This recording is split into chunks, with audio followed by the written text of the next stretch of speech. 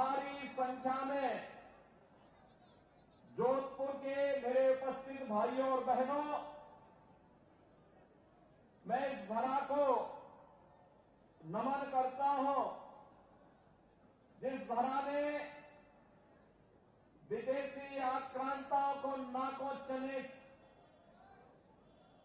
चबवाने के लिए मजबूर करते हुए अपने शौर्य और पराक्रम का परिचय इस देश में हमेशा दिया है।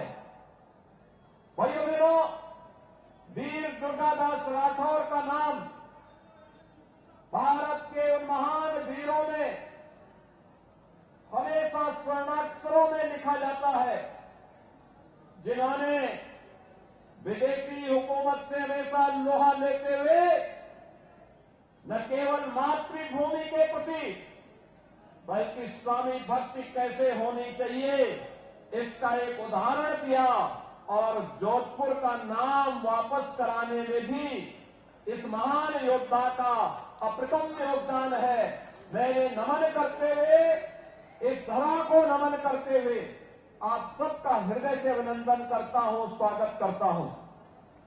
भाइयों बहनों, मुझे पिछले कुछ दिनों से राजस्थान के विभिन्न विधानसभा क्षेत्रों में जाने का अवसर प्राप्त हुआ है और जब मैं राजस्थान के अंदर जहां भी जा रहा हूं, मुझे देख करके आश्चर्य हो रहा है कि राजस्थान में किस प्रकार की दुर्व्यवस्था की स्थिति है।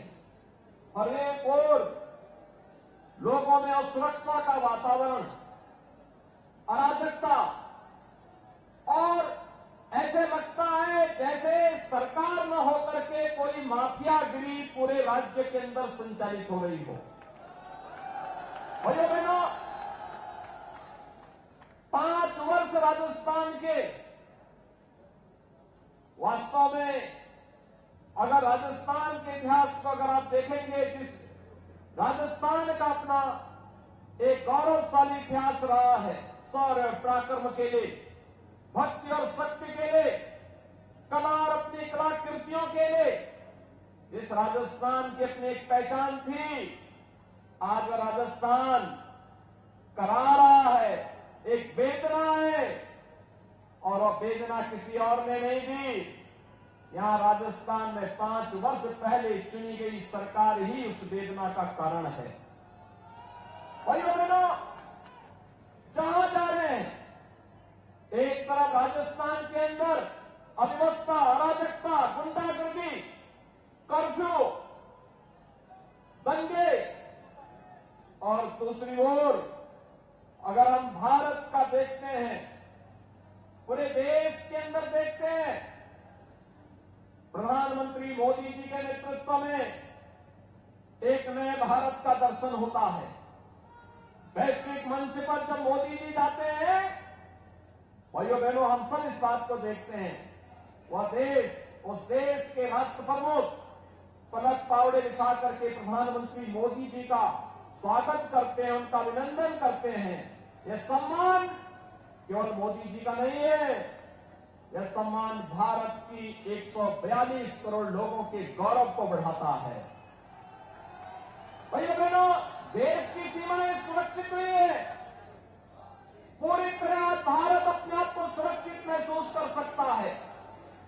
भाइयों बहनों, ये नया भारत है।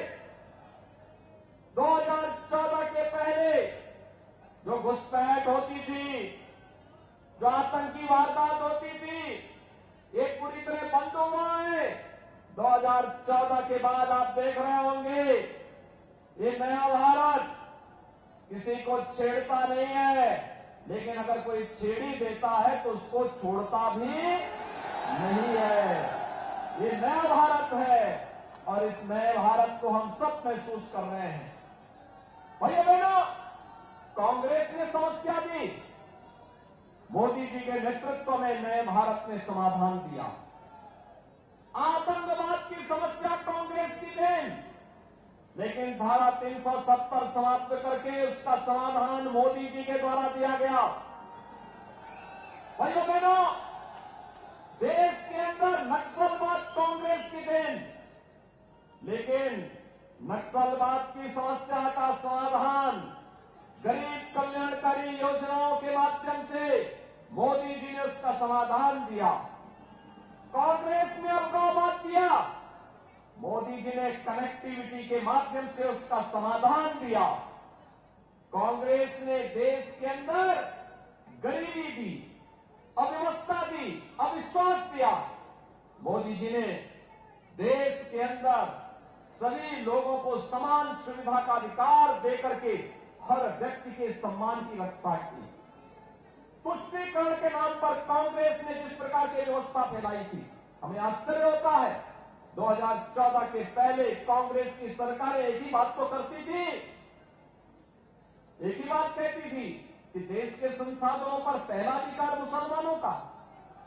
भाइयों बहनों, देश का नागरिक कहां जाएगा? एक गरीब कहां जाएगा? एक अनुसूचित जाति का व्यक्ति कहां जाएगा? हमारा वनवासी आदिवासी कहां जाएगा?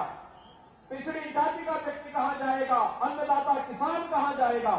युवा कहां जाएंगे? महिलाएं कहां जाएंगी? और भाइयों बहनों, एक तरफ अभी आपने देखा होगा मातृशक्ति वंदन अधिनियम के माध्यम से आदि आबादी को सम्मान देने का काम, दूसरी ओर 3 तलाक पर हमेशा के लिए ताला लगाने का काम भी ये प्रधानमंत्री मोदी जी के नेतृत्व में हुआ। गरीबों के कल्याण के लिए चलने वाली योजनाएं किस रूप में प्रभावी ढंग से लागू हो रही है? कोई सोचता था 12 करोड़ गरीबों के शौचालय बनाए गए 9 वर्ष में? एक आम कांग्रेस भी 55 वर्ष के शासनकाल में कर सकती थी। 4 करोड़ गरीबों के आवास बने, एक आम कांग्रेस की सरकार भी कर सकती थी। और इसी माटी के सपूत केंद्रीय जल शक्ति मंत्री ने 7 करोड़ परिवारों को हर घर नल के माध्यम से शुद्ध आरओ का पानी पहुंचाने का काम देश के अंदर किया।